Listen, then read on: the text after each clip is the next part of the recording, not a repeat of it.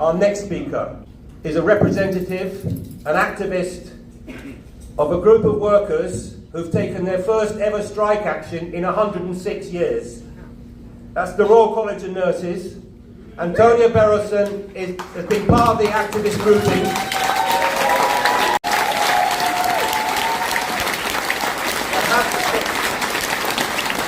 She didn't just lead the strike, but she's been part of the activist network within the RCN and the health service that overturned a recommended shit deal from the leadership of the RCN. So they're back out on strike tomorrow. Antonia.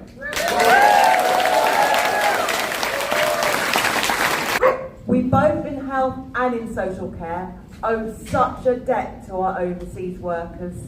The great Dennis Skinner, as he said, I had a United Nations heart bypass. I had it in a London hospital. I had a Malaysian surgeon, a Nigerian registrar, and a Dutch doctor. I told the UKIP man, if you send all these people back from whence they came, half of London would be dead within a week.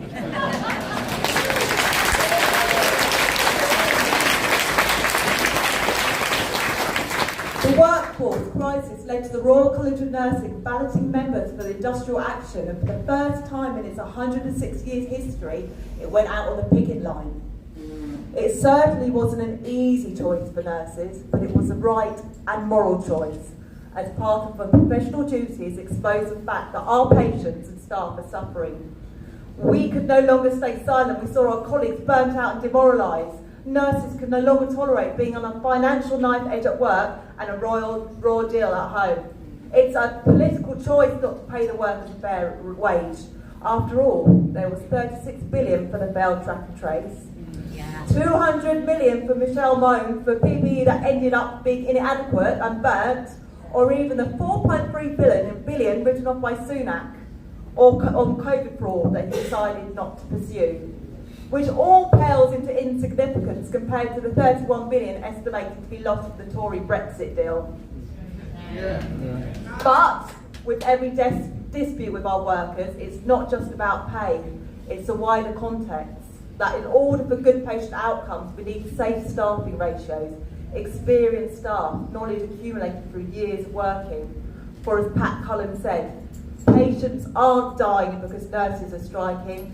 Nurses are striking because patients are dying on ordinary non-strike days.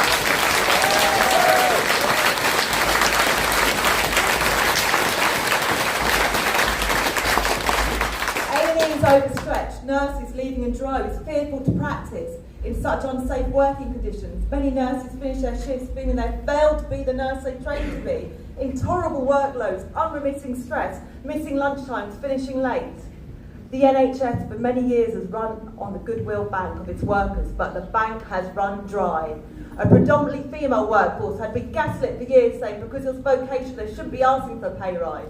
After years of being undermined, neglected and underpaid, nurses not only found their voices on the picket line, but we found strength in sharing our collective struggle, shared stories from the front line and determination to fight for a better future.